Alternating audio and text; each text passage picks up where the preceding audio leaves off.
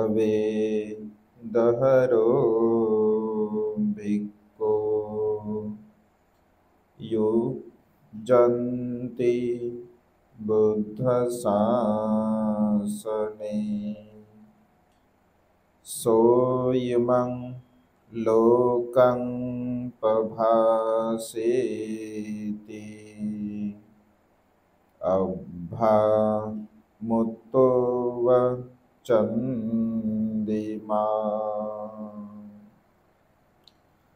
विश्ववंदनीय विश्व शांतीदूत प्रज्ञाशील समाधीचे उद्गाता महान करुणावान करुणेचा सागर तथागत सम्यक संबुद्ध तथागतांचा पावन पवित्र सद्धम्म त्या सद्धम्माचा सातत्याने प्रचार आणि प्रसार करणारा सदा पूजनीय भिक्खू संघ बुद्ध धम्म आणि संघ या महान तीन रत्नाची आम्हा सर्वांना माहिती करून देणारे आम्हा सर्वांचा आधारस्तंभ भारतीय घटनेचे शिल्पकार बोधिसत्व गुणवेतन डॉक्टर बाबासाहेब आंबेडकर यांच्या धम्मक्रांतीमध्ये शेवटच्या श्वासापर्यंत समर्पित राहतो।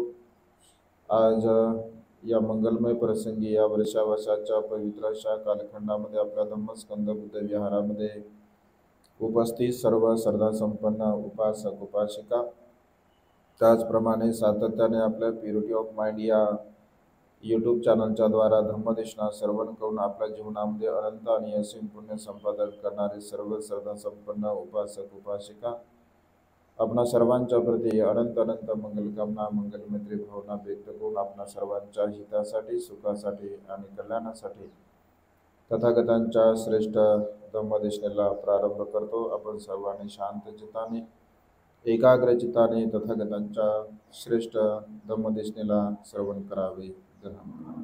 माता विशाखा निर्मित पूर्वारा विहारामध्ये भगवंताने ही देशना दिलेली आहे।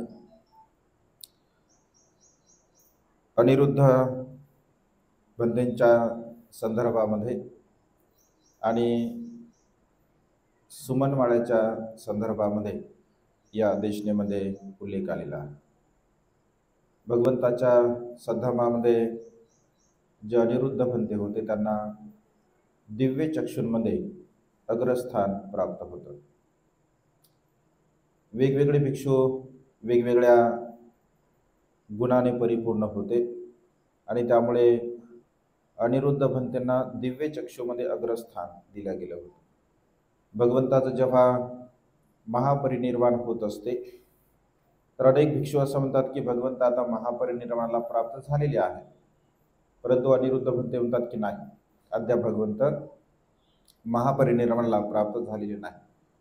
कारण भगवंत पहिल्या ध्यानाच्या अवस्थेमध्ये दुसऱ्या तिसऱ्या चौथ्या म्हणजे अशा प्रकारे स्टेप बाय स्टेप भगवंताने महापरिनिर्वाण प्राप्त केलं। तर अनिरुद्ध भंते सुद्धा आपल्या दिव्य चक्षुने भगवंत कोणकोणत्या अवस्थेमध्ये आहेत तर हे जाणत होते। इतर भिक्षू मात्र तशा प्रकारचं जाणू शकत नव्हते, कारण तशा प्रकारचं त्यांच्यामध्ये बल नव्हतं। केवळ अनिरुद्ध भंतेमध्ये दिव्य चक्षु त्यांना असल्या कारणाने प्राप्त असल्या कारणाने ते भगवंताच्या त्या महापरिनिर्वाणाला जाणत असत। तर अनिरुद्ध भंतेंचं म्हणजे पूर्वकर्म अशा प्रकारे सांगितलेलं आहे। असं म्हटलं आहे की एक तृणहार म्हणजे शेतामध्ये गवत कापण्याचं हे काम करत असत। म्हणजे सुमन श्रेष्ठींच्या घरी हे कार्य करत असत आणि सातत्याने आपलं गवत कापण्याचं काम करत असल्या कारणाने एक वेळचा प्रसंग पद्मोत्तर बुद्ध निरोध समाधीमधून उठत असतात आणि निरोध समाधीमधून उठल्यानंतर त्यांच्या मनामध्ये असा भाव उत्पन्न होतो की आज आपण कोणाला दान पुण्याची संधी उपलब्ध करावी। कारण निरोध समाधीमधून उठल्यानंतर आणि त्या दिवशी जे काही दान पुण्य दिलं जात असे तर त्या दानाचा तात्काळ लाभ तात्काळ फळ त्यांना प्राप्त होत असे। आणि जेव्हा पद्मोत्तर बुद्ध जाणतात की आज आपण कोणावरती अनुग्रह करावा, आज आपण कोणाचं दान स्वीकारावं, तर जेव्हा ते अवलोकन करतात तर अवलोकन केल्यानंतर हा जो तृणहार आहे जो की सुमनमाळ्यांच्या घरी सेवेमध्ये कार्य करत असतो. ते जाणतात की आज याचं पुण्य आहे, आज याचं कुशल कर्म आहे, तर याच्याकडून आपण आज दान पुण्य स्वीकारू शकतो आणि तिकडे ते जात असतात. जेव्हा पदमोत्तर बुद्धांना तो बघतो, बुद्धांना बघितल्यानंतर सहजच त्यांच्या चित्तामध्ये भाव उत्पन्न होतो की अरे आपण बुद्धाला दान दिलं पाहिजे आणि लगेच तो बुद्धांकडे जातो. भगवंताचं पात्र हे एकामध्ये दिसते. तो म्हणतो, म्हणते आपण भिक्षा मागण्यासाठी आलात, आपल्यास भिक्षा हवी आहे? तर म्हणते म्हणतात की हो, भिक्षा तर हवी आहे. तो लगेच त्यांना सांगतो की थोडा वेळ तुम्ही ते थांबा आणि मी लगेच तुमच्यासाठी भिक्षा घेऊन येतो. लगेच तात्काळ तो आपल्या घरी जातो आणि घरी गेल्यानंतर आपल्या पत्नीला विचारतो की भार्या, माझ्यासाठी जे भोजन बनवलेलं आहे तर त्या भोजनाचा भाग शिल्लक आहे का? तर ते म्हणते हो स्वामी, आपल्यासाठी जे भोजन बनवलं आहे तर त्या भोजनाचा भाग अद्याप शिल्लक आहे. सर्वच्या सर्व जे स्वतःसाठी भोजन बनवलेलं असते तर स्वतःसाठी बनवलेलं भोजन तो सर्वच्या सर्व पात्रामध्ये घेतो आणि शीघ्र गतीने तो भगवंताकडे येतो आणि भगवंताच्या पात्रामध्ये ते भोजन टाकत असतो.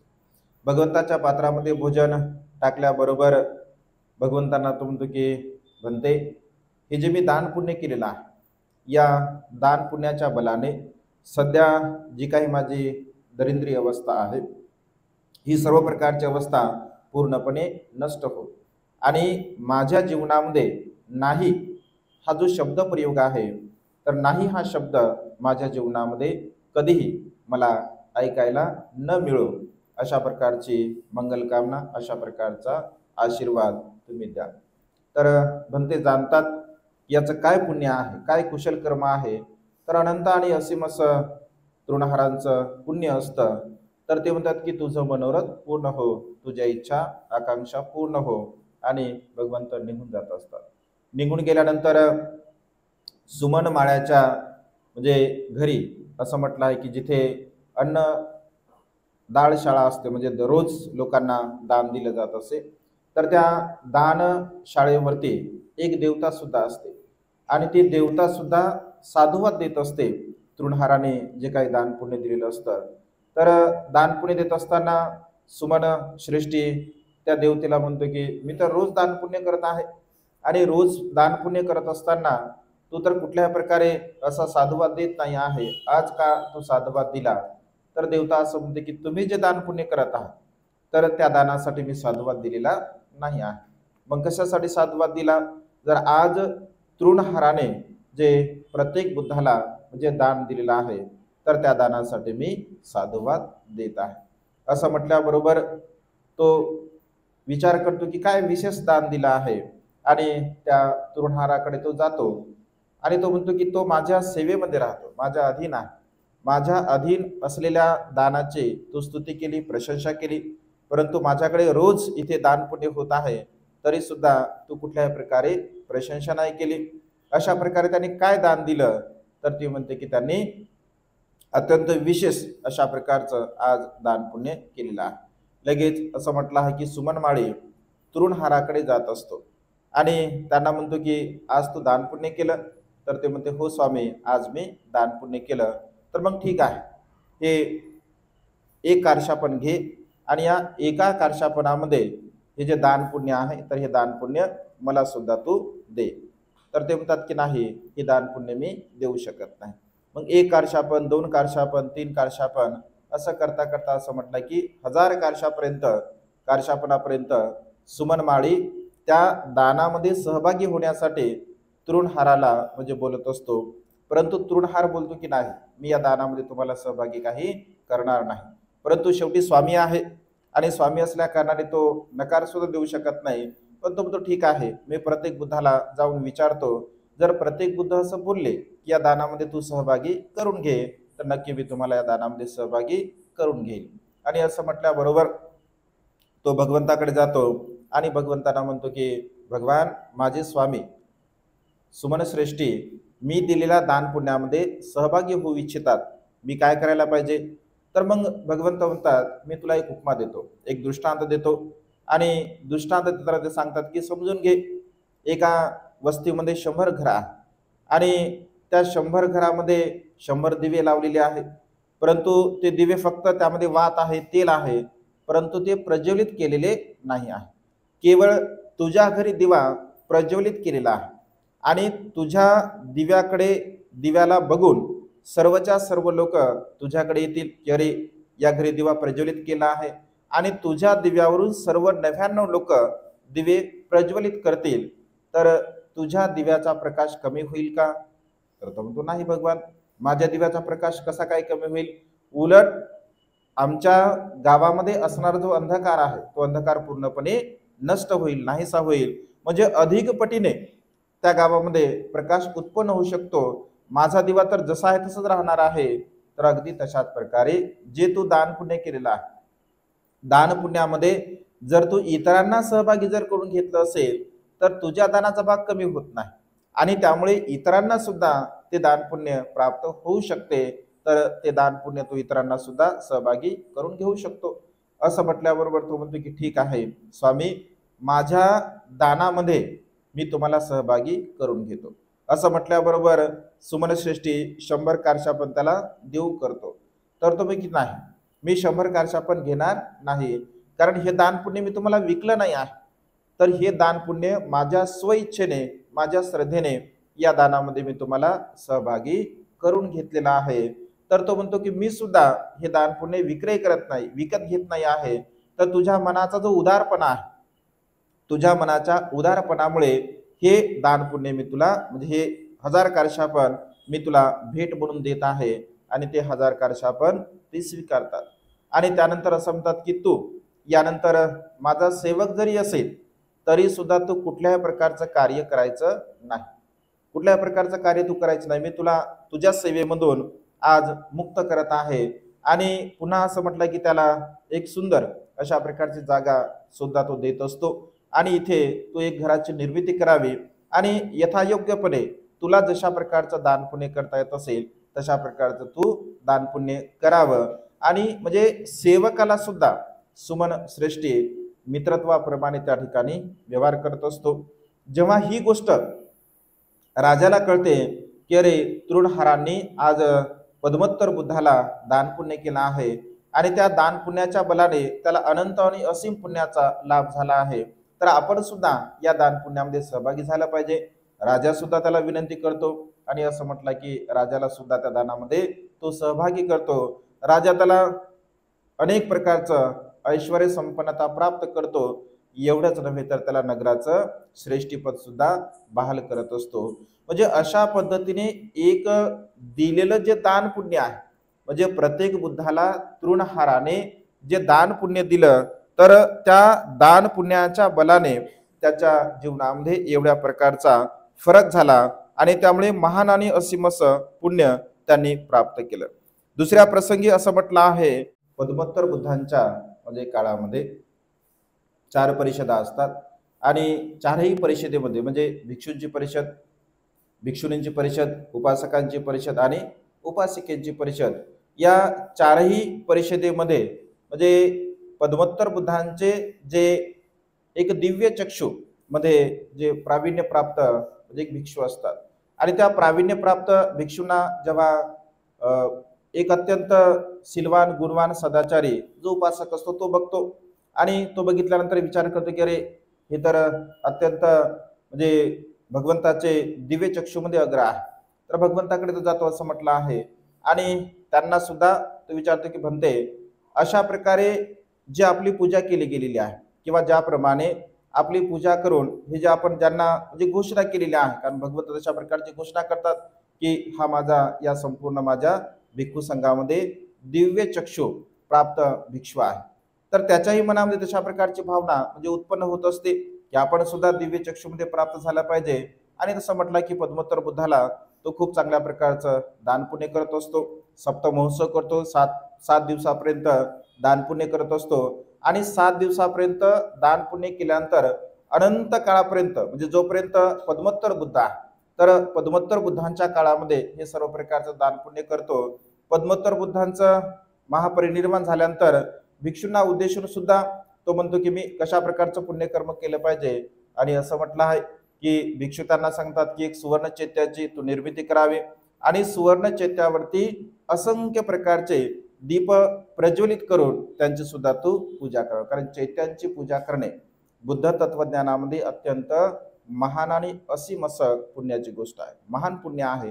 आणि त्यामुळे सातत्याने म्हणजे श्रद्धायुक्त चित्ताने जेव्हा जेव्हा आपण चैत्यांची पूजा करत असतो आणि त्या चैत्यांची पूजा श्रद्धायुक्त भावनेने जर आपण केली असेल तर अनंत असा लाभ होतो। असं म्हटलं की लाखो दिव्य प्रज्वलित करून हा त्या ठिकाणी त्या चैत्यांची पूजा करत असतो आणि अशा प्रकारचं पुन्हा मृत्यूला प्राप्त होतो। जन्मग्रहण करता करता या सुमन श्रेष्ठीच्या घरी तो पुन्हा जन्मास येत असतो आणि तृणहार स्वरूपामध्ये हे जे आपण यापूर्वी जे सांगितलं तर ते दान पुण्य करत असतो। पुन्हा संसार करत असताना या संसारामध्ये पुन्हा अनिरुद्ध म्हणून यांचा जेव्हा अमितोदन यांच्या पोटी जन्म होत असतो, म्हणजे शाक्य कुळामध्ये यांचा जन्म होत असतो।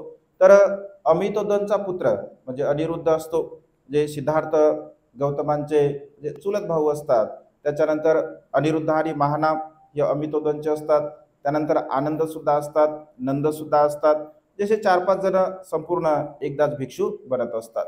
आणि जेव्हा अनिरुद्ध एक पूर्वीचा प्रसंग म्हणजे यांनी केलेलं जे कुशल कर्म आहे, यांनी केलेलं जे पुण्यकर्म आहे, तर या पुण्यकर्माचा जो प्रताप आहे त्याला असं म्हटलं आहे याने जे कुशल कर्म केलं होतं या कुशल कर्माच्या बलाने हे अनिरुद्ध वगैरे मित्रांसोबत खेळत असतात आणि मित्रांसोबत खेळत असताना ते शर्यत लावतात की जर आपण जर हरलो असेल तर पोहे आपल्याला खावे लागतील, म्हणजे जो हरला असेल तर त्यांना पोहे द्यावे लागतील। अनिरुद्ध हरत असतात मित्रांसोबत आपल्या आईला सेवकाच्या द्वारा ते सांगा, कारण अनिरुद्ध अत्यंत सुकुमार असतात। असं म्हटलं आहे की त्यांनी म्हणजे कार्य का करावं, कारण राजकुमारांचे म्हणजे राजांचे पुत्र असतात आणि राजांचे पुत्र असल्या कारणाने म्हणजे राजा सिद्धोधन जरी राजा असेल तरी त्यांचे भाऊ असतात, धनसंपदा विपुल संपदा त्यांच्याकडे असते आणि त्यामुळे शरीराने ते अत्यंत सुकुमार असतात। जेव्हा कार्य करत असताना खेळत असताना ते हरतात आणि हरल्यानंतर असं म्हटलं आहे की आपल्या आईला सांगतात की ते पोहे बनवा, पुन्हा आई त्याला पोहे बनवून देते, पुन्हा ते खेळतात, पुन्हा हरतो, पुन्हा बनवले जातात। असं 2-3 वेळेस प्रसंग घडत असतो आणि 2-3 वेळेस प्रसंग घडल्यानंतर असं म्हटलं आहे की आईला असं वाटतं की ज्याला मी वारंवार देत आहे बनवून आणि पुन्हा नाही अशा प्रकारे सांगतात की पोहे नाही आहेत। तर अनिरुद्धाला नाही हा शब्द सुद्धा माहीत नसतो। जेव्हा सेवक त्याला येऊन सांगतो मित्र की आई नाही म्हणाली, तर तो म्हणतो की नाही नावाचेच पोहे आईला बनवून सांगा तुम्ही, म्हणजे नाही शब्द सुद्धा त्याला माहीत नसते। आणि मग पुन्हा तो आईला जातो आणि तो सेवकाने म्हणतो की अनिरुद्धाने नाही नावाचे पोहे सांगितले आहे।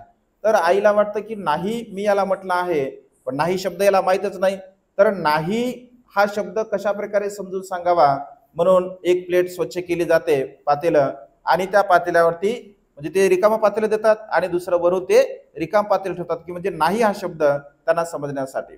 आणि असं म्हटलं की जेव्हा तो सेवक घेऊन येतो तर साहित्यामध्ये अशा प्रकारचा उल्लेख आला आहे की अन्न म्हणजे तृणहाराने जे काही दान पुण्य केलं होतं, म्हणजे तृणहाराने जे दान पुण्य केलं होतं उपरिठ्ठ प्रत्येक बुद्धांना, तर त्यांनी ते दान पुण्य केल्यानंतर नाही हा शब्द माझ्या जीवनामध्ये मला कधीही मिळाला नाही पाहिजे, म्हणजे जे काही मला हवं असेल तर ते मला प्राप्त झालं पाहिजे अशा प्रकारचा त्यांनी आशीर्वाद मागितला होता आणि त्यांनी ते पुण्यकर्म केलं होतं। तर त्या पुण्याच्या बलाने देवता सुद्धा असं म्हणतात की याने एवढं मोठं पुण्यकर्म केलं, एवढं मोठं कुशल कर्म केलं, तर असं म्हटलं आहे की देवता त्या ठिकाणी पोहे म्हणजे ते पातेलं आपल्या बलाने भरत असतात। आणि जेव्हा अनिरुद्ध ते पोहे खातात, पोहे खाल्ल्यानंतर त्यांना अत्यंत स्वादिष्ट वाटतात ते पोहे आणि ते विचार करतात की अरे एवढे स्वादिष्ट पोहे मी आतापर्यंत खाल्लेच नाही आहे। आणि त्यांच्या मनामध्ये मात्र एक भाव असा उत्पन्न होतो की यापूर्वी माझ्या आईने मला असे कधीही पोहे बनवून दिले नाही।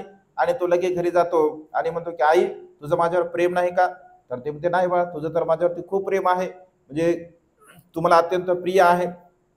मग मी जर तुला अत्यंत प्रिय आहे तर हे नाही नावाचे पोहे तू मला आतापर्यंत का खाऊ घातले नाही, कारण हे तर अत्यंत स्वादिष्ट होते, अत्यंत रुचकर होते। मग आईला सुद्धा वाटतं की अरे माझ्या पुत्राने जे पुण्यकर्म केलं, कुशल कर्म केलं, तर त्या कुशल कर्माच्या बलाने पुण्यकर्माच्या बलाने देवताने सुद्धा ते पोहे त्यांचं ते सहाय्य केलं आहे। मग जेव्हा जेव्हा तो असं बोलतो की मला नाही पोहे पाहिजे, तर देवता ते पोहे त्यांना देत असतात, अशा प्रकारे साहित्यामध्ये उल्लेख आहे. म्हणजे हा कुशल कर्माचा पुण्यकर्माचा एक भाग असतो. म्हणजे आपण जे दान पुण्य करत असतो, जे कुशल कर्म करत असतो, ते दान पुण्य आपण कोणाला करतो आणि ते दान पुण्य केल्यानंतर त्या दान पुण्यामध्ये ती चेतना आपली कशा प्रकारची आहे यावरती अवलंबून आहे. अनरिठ्ठ प्रत्येक बुद्धाला त्याने जे भोजन दिलं होतं, तर ते भोजन म्हणजे स्वतःच्या हिश्श्याचं दिलं होतं. कारण स्वतः अन्न ग्रहण न करता आणि अत्यंत श्रद्धेने ते भोजन दिल्या गेलं होतं. आणि असं म्हटलं आहे की निरोध समाधीमधून जेव्हा भगवंत उठले जातात किंवा भगवंताचे अग्रश्रावक निरोध समाधीमधून उठले जातात, तर त्या क्षणी जेव्हा जे काही दान पुण्य म्हणजे दिलेलं असतं, तर त्याचं विशेष लाभ, विशेष फळ आपल्याला प्राप्त होत असते. जसं एक व्यवहारिक आपण उदाहरण जर घेतलं असेल, म्हणजे हे जे दान पुण्य असतं, कारण त्यांनी जे 7 दिवसापर्यंत निरोध समाधीची अवस्था अशी आहे की 7 दिवसापर्यंत कुठल्याही प्रकारे अन्न ग्रहण न करता केवळ आणि केवळ आपल्या प्रमोद सुखामध्ये राहून ध्यान मनन चिंतन त्या ठिकाणी केलं जात असते. आणि ध्यान मनन चिंतन करून अशा प्रकारे ते पुण्य प्राप्त केलं जात असते. आणि त्यामुळे असीम असं पुण्य ते स्वतः करत असतात. आणि त्यामुळे त्या क्षणी त्यावेळेला जे दान पुण्य दिलं जातं त्याचा लाभ विशेष आपल्या जीवनामध्ये होत असतो. जसं की पावसाच्या दिवसामध्ये जर योग्य वेळेला जर पाऊस पडला असेल, जसं आपण मिरगामध्ये असा पाऊस पडत म्हणत असतो, आणि त्या योग्य वेळेमध्ये पडलेल्या पावसामध्ये जर समजून घ्या योग्य वेळेला जर पेरणी केली असेल, योग्य वेळेला पाऊस पडला आणि योग्य वेळेला पडलेल्या पावसामध्ये जर आपण पेरणी केली असेल, तर ते पीक बघा अत्यंत चांगल्या प्रकारचं येत असते. नैसर्गिक दृष्टिकोनातून, व्यवहारिक दृष्टिकोनातून आपण जर तशा प्रकारचा विचार केला असेल, तर अगदी तशाच प्रकारे जेव्हा जेव्हा प्रत्येक बुद्ध किंवा भगवंताचे अग्रश्रावक निरोध समाधीमधून उठत असतात आणि त्या क्षणी प्रसन्न चित्ताने, आनंदी चित्ताने जर दान पुण्य केलं असेल, त्या दान पुण्याचा प्रभाव तशाच प्रकारचा विशेष रूपाने मनुष्याच्या जीवनामध्ये प्राप्त होत असतो. आणि त्यामुळे अनिरुद्धानं जे काही पुण्यकर्म केलं तृणहार यांच्या अवस्थेमध्ये, या जन्मामध्ये, तर त्याला तशा प्रकारचा नाही हा शब्दप्रयोग त्याच्या जीवनामध्ये कधीही प्राप्त नाही झाला. अनंत असीम असं त्यांचं कुशल कर्म असते, पुण्यकर्म असते. आणि जेव्हा भगवंताच्या म्हणजे भगवंत जेव्हा कपिलवस्तूला येतात आणि कपिलवस्तूला आल्यानंतर वेगवेगळ्या प्रकारचे शाक्य म्हणजे आपल्या परिवारामधून भिक्खू संघाला वाढवण्यासाठी एका एका परिवारामधून एक एक पुत्र भिक्षू बनवण्यासाठी सर्व शाक्य लोक देत असतात. आणि त्यामुळे अमितद्वनला सुद्धा असं वाटतं की आपल्याही परिवारातील एक पुत्र म्हणजे भिक्षू बनला पाहिजे. तर महानाम हा मोठा असतो, अनिरुद्ध हा लहान असतो. तर महानाम अनिरुद्धाला असं म्हणतो की अनिरुद्ध तू फार सुकुमार आहे आणि तुला कुठल्याही प्रकारचं शेतीचं कार्य वगैरे काही जमत नाही आहे, तर तू भिक्षू बन. म्हणजे तू भिक्षू बनतो का मी भिक्षू बनू? तर अनिरुद्ध त्या ठिकाणी म्हणतो की नाही, म्हणजे मी भिक्षू बनणार नाही, कारण मी जर भिक्षू बनलो असेल, मी भिक्षू बनू शकत नाही कारण मी अत्यंत सुकुमार आहे आणि त्यामुळे मी शेतीचं काम करेल, अशा प्रकारे अनिरुद्ध म्हणत असतो. पण महानाम अनिरुद्धला म्हणतो की अनिरुद्ध तुला माहित आहे का शेतीमध्ये काय करावं लागतं, घरगृहस्थीमध्ये काय करावं लागतं हे तुला माहित आहे का? कारण अनिरुद्ध अत्यंत सुकुमार असल्या कारणाने तो कधी शेतावर जात नसे किंवा कधी कुठल्याही प्रकारचं कार्य करत नसे. कारण आपण बघतो की त्यांच्याकडे विपुल शेती होती. असं म्हटलं की 1000 नांगर राजा सिद्धोधनाच्या शेतीमध्ये चालत असत, म्हणजे विपुल त्यांच्याकडे शेती होती. आणि त्यामुळे तो म्हणतो की नाही मला माहित नाही काय करावं लागतं, तर ठीक आहे मी तुला हे कार्य कशा प्रकारचं करावं लागतं तर ते मी तुला शिकवतो, अशा प्रकारे ते त्यांना म्हणतात. आणि ते सांगतात की सुरुवातीला शेती नांगरावी लागते, शेती वखरावी लागते, त्याला शेतीचा जो काही काडी कचरा आहे तो काडी कचरा काढावा लागतो, पुन्हा त्याच्यामध्ये पेरणी करावी लागते, पेरणी आल्यानंतर पीक आल्यानंतर त्या पिकाला पुन्हा म्हणजे खुरपावं लागतं, निंदावं लागतं, पुन्हा त्यामध्ये डवरे चालावे लागतात, म्हणजे सर्व स्वच्छ करावं लागतं, पुन्हा पीक मोठं होत असते, मग त्याला कापणी करावी लागते, त्याला पुन्हा मळणी करावी लागते, मळणी करून पुन्हा ते पीक जे जे काही धान्य आहे ते घरी आणावं लागतं, कोठारामध्ये भरावं लागतं आणि पुन्हा पुढच्या वर्षी ही सर्व प्रक्रिया करावी लागत असते. एवढं शेतीचं कार्य तुला करावं लागेल. तेव्हा अनिरुद्ध म्हणतो एवढं कार्य तर मी काही करू शकत नाही आणि म्हणतो की मीच भिक्षू बनतो आणि अनिरुद्ध प्रवर्जित होत असतात, भिक्षू बनत असतात. अनिरुद्ध प्रवर्जित झाल्यानंतर अत्यंत महान आणि असीम असं पुण्यकर्म असते, कुशल कर्म असते. त्या पुण्यकर्माच्या बलाने ध्यान मनन चिंतन लगेच करत असतात आणि लगेच ध्यान मनन चिंतन केल्यानंतर भगवंत त्याला उपदेश करतात. त्यांच्या चेरेला अनुसरून उपदेश केल्यानंतर ते अरहंत होतात. अरहंत तर बनत असतात, परंतु अरहंतासोबत सोबत दिव्य दृष्टी सुद्धा त्यांना प्राप्त होत असते. आणि दिव्य दृष्टीमध्ये भगवंत असे म्हणतात की भिक्षूंनो, माझ्या संपूर्ण भिक्खू संघामध्ये दिव्य दृष्टीमध्ये जर कोणी अग्र असेल तर ते म्हणजे अनिरुद्ध आहे. तर अनिरुद्ध म्हणते आपल्या ध्यान मनन चिंतनामध्ये जेव्हा असतात, तर ध्यान मनन चिंतनामध्ये असताना ते विचार करतात की मला हे जे बल प्राप्त झालेलं आहे, तर कुठलं कुशल कर्म केलं होतं, मी कोणतं पुण्यकर्म केलं होतं की ज्या पुण्यकर्माच्या बलाने ह्या सर्व गोष्टी मला प्राप्त झाल्या. कारण भगवंताप्रमाणे म्हणजे काही विशिष्ट भिक्षू असे होते की जे जन्म आणि मृत्यूचं जे काही चक्र आहे तर त्याला जाणत होते, त्याला पाहत होते. दिव्य दृष्टीमध्ये काही अग्र होते ज्यामध्ये अनिरुद्ध होते आणि ते जाणतात की एवढं मला जे प्राप्त झालं तर कशामुळे प्राप्त झालं, तर ते सांगतात की अनिरुद्ध प्रत्येक बुद्धाला तृणहार अवस्थेमध्ये मी जे दान पुण्य केलं होतं तर त्या दान पुण्याच्या प्रभावाने ह्या सर्व गोष्टी मला प्राप्त झालेल्या आहे. म्हणजे मनुष्याच्या जीवनामध्ये जे जे काही दान पुण्य मनुष्य करत असतो श्रद्धेने, आपल्या चित्तामध्ये कुठल्याही प्रकारचा विकारांचा लवलेश नसताना अत्यंत प्रसन्न चित्ताने जर ते दान पुण्य केलं तर त्याचा लाभ होत असतो. आणि अनिरुद्ध म्हणते विचार करतात की अशा प्रकारे ज्यांच्या सहाय्याने राहून मी जे दान पुण्य केलं, म्हणजे सुमन माळ्यांच्या सुमन श्रेष्ठींच्या सहाय्याने मी जे दान पुण्य केलं, कुशल कर्म केलं, पुण्यकर्म केलं, तर मग त्यांचा जन्म कुठे झाला, त्यांची अवस्था का आहे, अशा प्रकारे ते जाणत असताना आपल्या दिव्य दृष्टीने ते जाणतात. तर असं म्हटलं आहे की मुंड निगम या गावामध्ये ते राहत असतात. मुंड निगम गावामध्ये राहत असताना पुन्हा ते असा विचार करतात की आपण तिथे वर्षावासाला गेलं पाहिजे. आणि अनिरुद्ध म्हणते तिथे वर्षावासाला जात असतात. वर्षावास संपन्न झाल्यानंतर महापौर्णाच्या दिवशी असं म्हटलं आहे की त्यांना विशेष रूपाने, म्हणजे महापौर्णा म्हणजे वर्षावासाचा 3 महिन्याचा कालावधी असतो आणि 3 महिन्याचा कालावधी झाल्यानंतर ज्याला आपण समारोपी कार्यक्रम असं म्हणत असतो, त्याला भगवंताच्या काळामध्ये महापवारणा दिवस अशा प्रकारचं म्हटलं जायचं. आणि त्या महापवारणा दिवसामध्ये म्हणजे हा जो कुंड निगम जो धारक असतो तो अत्यंत श्रद्धावान असतो अनिरुद्धांच्या प्रती. त्याच्या मनामध्ये अनंत अनंत अशा प्रकारची श्रद्धा असते. आणि बघा 3 महिन्यापर्यंत त्यांची खूप चांगल्या प्रकारे ते सेवा करत असतात. म्हणजे कुठल्याही प्रकारे आपल्या चित्तामध्ये किंतु परंतुचा भाव न आणताना 3 महिन्यापर्यंत सतत ते आपली सेवा करत असतात. म्हणजे ज्याप्रमाणे पहिल्या दिवशी म्हणजे सेवा केली जात असते, अगदी महिन्याच्या 3 महिन्याच्या शेवटच्या दिवशी सुद्धा तशाच प्रकारची सेवा केली जात असते. म्हणजे सेवा भाव हा सतत आणि सातत्याने करणे हे साधी आणि सोपी गोष्ट नाही आहे. म्हणजे सेवा मनुष्य 1 दिवस करू शकतो, 2 दिवस करू शकतो, 3 दिवस करू शकतो, 8 दिवस करू शकतो, 10 दिवस करू शकतो, परंतु महिने जर सारख्याच मानसिकतेने सेवा जर मनुष्य करत असेल तर त्याचं विशेष आणि महान ते पुण्यकर्म असतं. तर हा जो म्हणजे मुंड निगम जो आहे तर तो मुंड निगम सुद्धा 3 महिन्यापर्यंत अत्यंत महान आणि असीम आपल्या पुण्याचा तो भागीदारी असतो. आणि पहिल्या दिवशी ज्याप्रमाणे तो सेवा करत असतो अगदी तशाच प्रकारे शेवटच्या दिवशी तो त्याच भावनेने त्याच चेतनेने ती सेवा करत असतो. आता हे तर समजून घ्या अनिरुद्धाच्या बाबतीमध्ये म्हणजे झालेला आहे. तसं म्हणजे अतिशोक्ती नाही आहे. तुम्हाला कधी कधी असं वाटेल की बा ही गोष्ट अतिशोक्ती आहे, पण ती खरंच अतिशोक्ती नाही, ती सत्य गोष्ट आहे.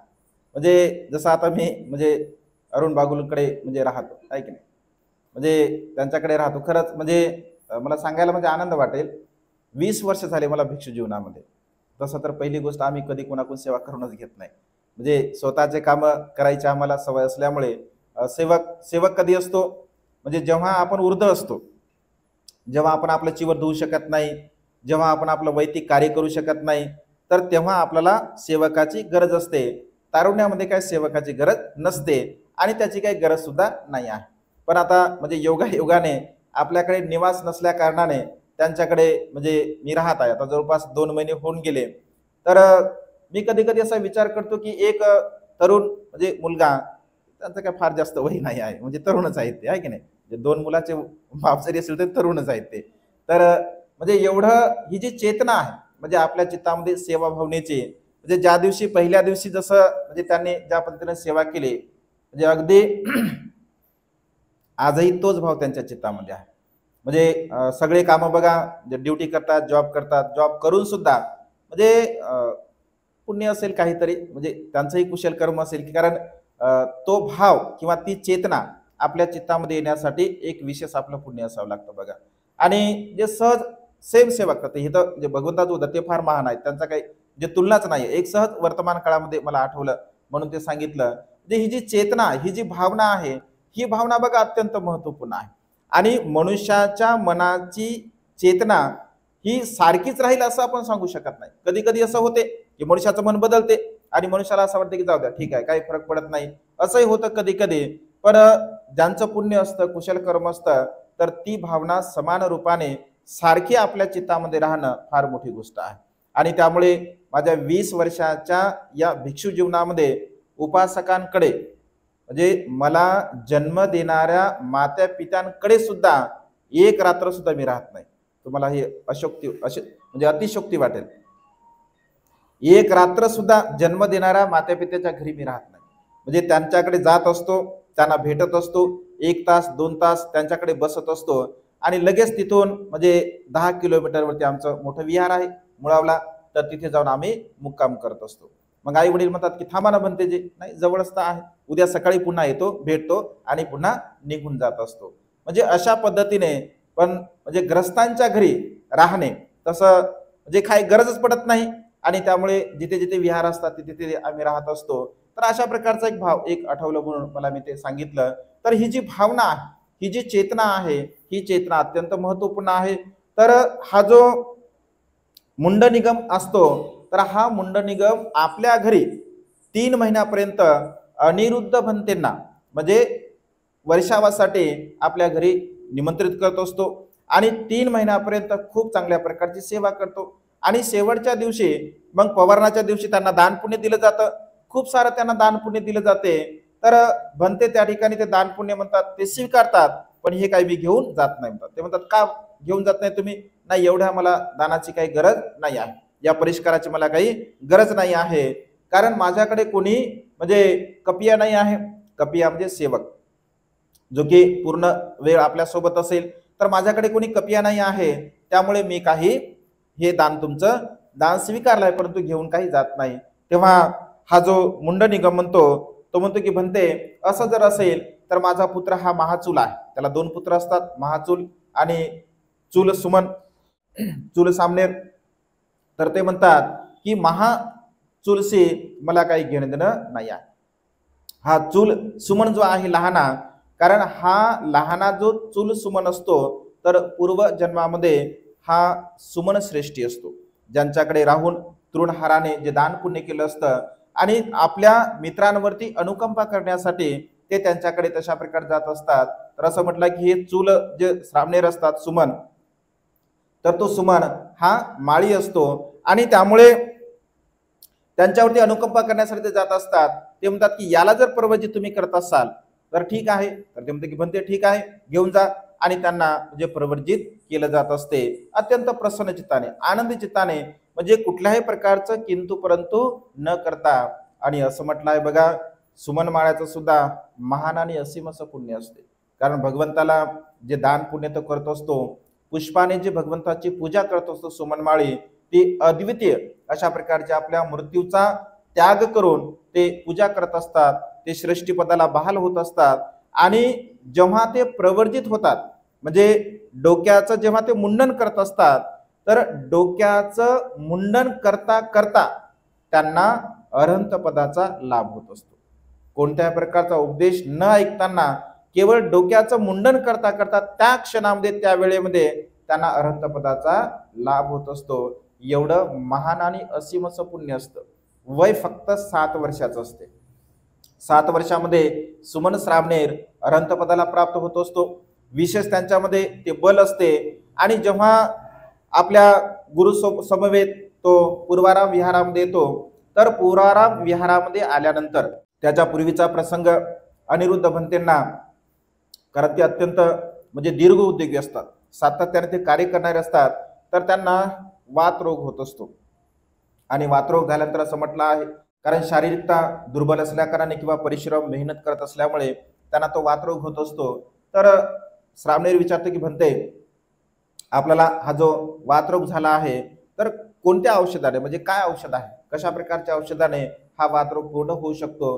तर ते सांगतात की अनवत तप्त म्हणजे दह जे पाणी आहे, असं म्हटलं की त्या काळामध्ये तशा प्रकारचं असेल, तर तेथील जर पाणी समजून घ्या आणलं असेल, अनवत तप्त मधील जे सरोवरामधील जर पाणी आणलं असेल, तर त्या पाण्यात जर पिलं तर त्या पाण्याच्या द्वारा माझा हा जो आजार आहे तर तो आजार पूर्णपणे नष्ट होतो, नाहीस होत असतो, असं म्हटलं आहे.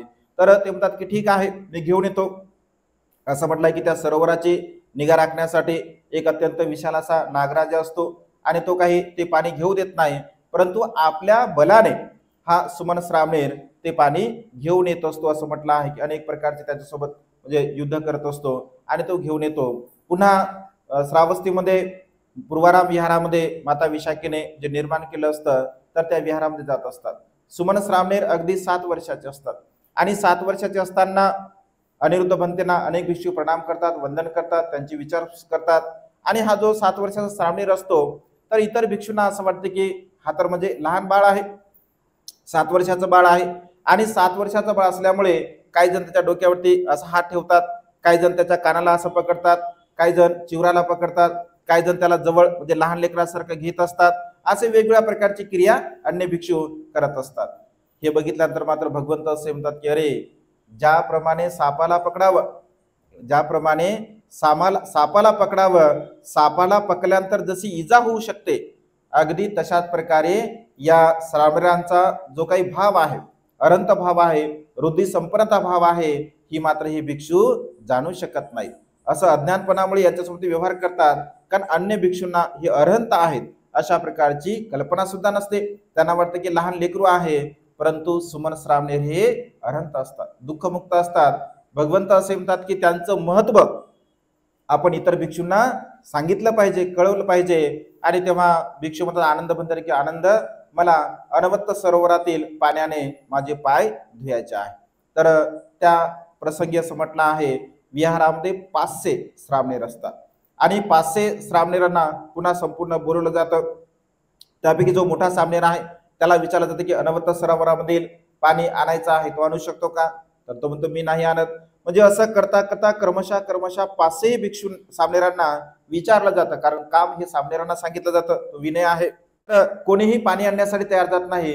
आणि काही श्रामणेर असा विचार करतात की आज हा जो प्रसंग आहे, हा प्रसंग सुमन श्रामणेरावरती येणार आहे आणि त्यामुळे सुमन श्रामणेर जर हे कार्य करणार असेल तर मग आपण कशाला करायचं आहे. तर जेव्हा सुमन श्रामणेराला म्हणजे आनंद भंते म्हणतात की सुमन, तुम्ही पाणी आणू शकता का? तर ते म्हणतात की हो, भगवंत जर म्हणत असतील तर मी पाणी आणण्यासाठी तयार आहे. तो भगवंताकडे जातो आणि म्हणतो की भगवान, आपणास पाणी हवा आहे? तर ते भगवंत म्हणतात की हो, मला पाणी हवा आहे. आणि पुन्हा असं म्हटलं की अनवत सरोवरामधील पाणी आणण्यासाठी ते जात असतात. तो नागराजा पुन्हा त्यांना म्हणतो की भंते, आपण कशाला आलात? मी स्वतः घेऊन येऊ शकलो असतो किंवा तुम्ही एखाद्या सेवकाला जर आणलं असतं तर नक्कीच मला माझं पुण्य झालं असतं. आणि जेव्हा श्रामणेर पाणी घेऊन येतात असं म्हटलं आहे, तर पाणी घेऊन आल्यानंतर म्हणजे अनवत सरोवरामधील पाणी आणणं ही सहज आणि साधी सोपी गोष्ट नव्हती असं म्हटलं आहे.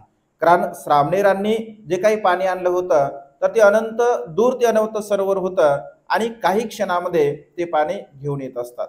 पाणी घेऊन आल्यानंतर भगवंताचे त्या पाण्याने पाय धुतले जातात आणि भगवंताचे पाय पाण्याने धुतल्यानंतर इतर भिक्षूंना आश्चर्य वाटते. त्यांना असं वाटतं की एवढं कठीण कार्य एवढ्या छोट्या 7 वर्षाच्या श्रामणेरांनी कसं केलं आहे. असं जेव्हा भिक्षूंमध्ये चर्चा होत असते तर भिक्षूंमध्ये चर्चा झाल्यानंतर भगवंत येतात आणि भिक्षूंना म्हणतात की भिक्षूंनो, काय चर्चा करत होते? तर भिक्षू म्हणतात की भगवान, 7 वर्षाचा हा सुमन श्रामणेर, या सुमन श्रामणेरांनी एवढं मोठं कठीण कार्य केलं जे की महत प्रयासाने केलं तरी पूर्ण होऊ शकत नाही.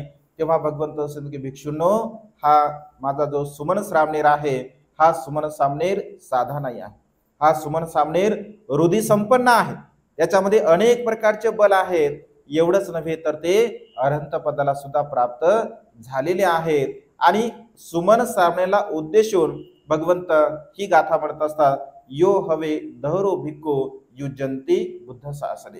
म्हणजे एखादा तरुण भिक्षू बुद्ध शासनामध्ये जर प्रवर्जित झाला असेल तर आपल्या सामर्थ्याने ज्याप्रमाणे मेघातून मुक्त होऊन चंद्रमा जगाला प्रकाशित करत असतो, अगदी तशाच प्रकारे बुद्ध शासनामध्ये जर तरुण भिक्षू प्रवर्जित झाला असेल आणि तो ध्यान मनन चिंतन करून अरहंत पदाला जर प्राप्त झाला असेल तर जगाला सुद्धा तो आपल्या स्वतःप्रमाणे इतरांना सुद्धा प्रकाशित करत असतो. अशा प्रकारे या सुमन श्रावणेराला उद्देशून भगवंताने ही गाथा म्हटली. आणि त्यानंतर भगवंत असे म्हणतात की सुमन, आता तू भिक्षुभाव धारण केला पाहिजे. तर भिक्षुभाव धारण करत असताना मग उपसंपदा केली पाहिजे.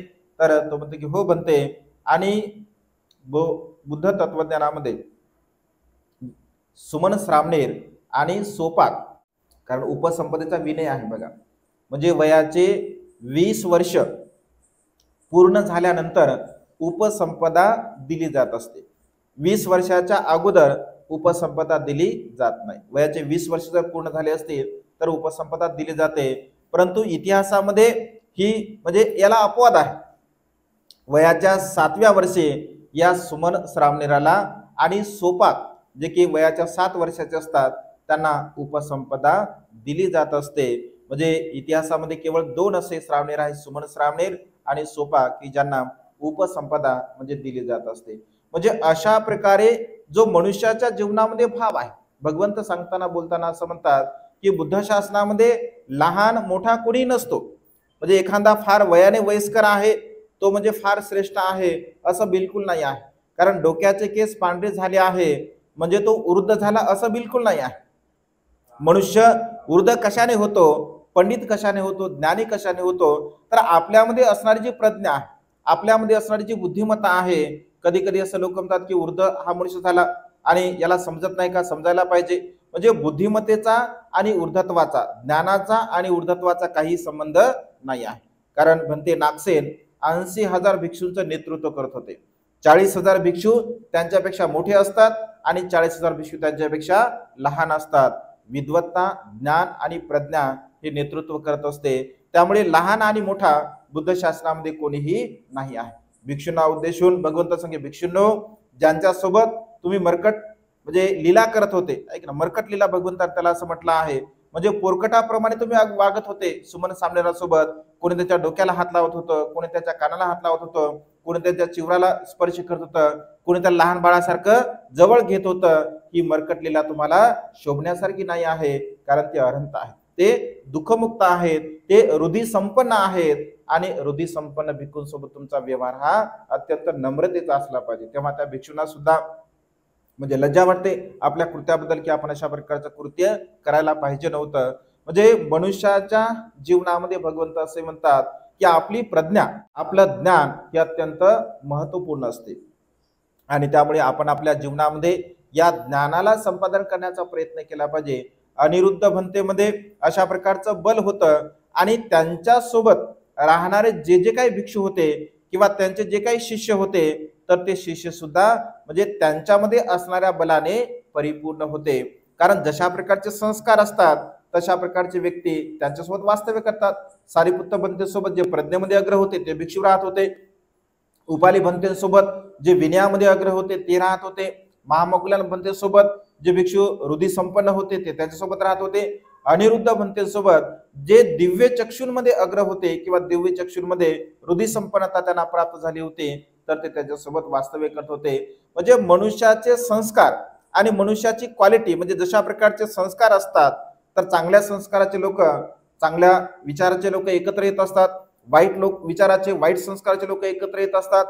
म्हणजे मनुष्य आपल्या जीवनामध्ये जो काही मित्रत्व करत असतो तर भगवंत असे म्हणतात की त्या मनुष्यामध्ये असणारे जे गुण असतात तर त्या गुणाला अनुसरून मनुष्य एकत्र येत असतात. विरुद्ध गुणाचे लोक एकत्र येणं फार कठीण गोष्ट आहे. आणि व्यवहारामध्ये कधी कधी आपण बोलताना असं बोलत असतो, जर 4-5 लोक जर एका ठिकाणी बसले समजे किंवा 4-5 तरुण मुलं एका ठिकाणी बसले तर लोक असं म्हणतात, हा सारख्याला वारके एका ठिकाणी बसले आहे. किंवा 10-12 महिला जर बसल्या एकत्र गप्पा करत, सगळ्या सारख्याच आहे, याच्यामध्ये कोणीच कमी जास्त नाही, असं आपण व्यवहारामध्ये म्हणत असतो. म्हणजे वाईट लोक जर एकत्र आले तर बोलणारे लोक असं म्हणतात की सारख्याला वारके एकत्र जमा झाले. जर विद्वान लोक असतील तर लोक म्हणतात की नाही, पंडितांची सभा आहे, चांगले लोक, हुशार लोक, विद्वान लोक एकत्र आले. दारू पिणाऱ्याची टोळी दारू पिणाऱ्या सोबतच राहते आणि एखादा अकुशल कर्म करणारा, वाईट कर्म करणाऱ्या मनुष्यासोबत चुकून जर एखादा सज्जन मनुष्य सहज जरी त्याला भेटला तर पाहणारा असं म्हणते, अरे कसं काय रस्ता चुकला हा माणूस, याच्यासोबत कसा काय गेला हा, असं म्हणतात लोक. कधी कधी चांगल्या मनुष्यांमध्ये एखादा वाईट जर मनुष्य गेला तर लोक म्हणतात, आज कसं काय रस्ता चुकले, इकडं कसं काय सुचलं तुम्हाला, म्हणजे आपली पार्टी सोडून कसं काय इकडे आले, असं म्हणतात. म्हणजे संस्कार असतात, ऐकलं, संस्कार म्हणजे जशा प्रकारचे संस्कार मनुष्याचे असतात तशा प्रकारे बघा त्या संस्काराला अनुसरून मनुष्य एकत्र येत असतात. म्हणून तर भगवंतांनी म्हटलं, असे वनाच बालानंग पंडितानंच सेवना पूजाच पूजनीयानं येतं मंगलमुत्तम. मूर्खाची संगती कधी आपल्या जीवनामध्ये लाभू नये. पंडितांची संगती, पंडितांचा सहवास मला प्राप्त झाला पाहिजे, अशा प्रकारचे वर आपण करतो. वंदनेमध्ये सुद्धा आपण म्हणतो, इमेना पुय्यकमेन मामे बाल समागमो सत्तं समागमो होतो याव निब्बान पतिया.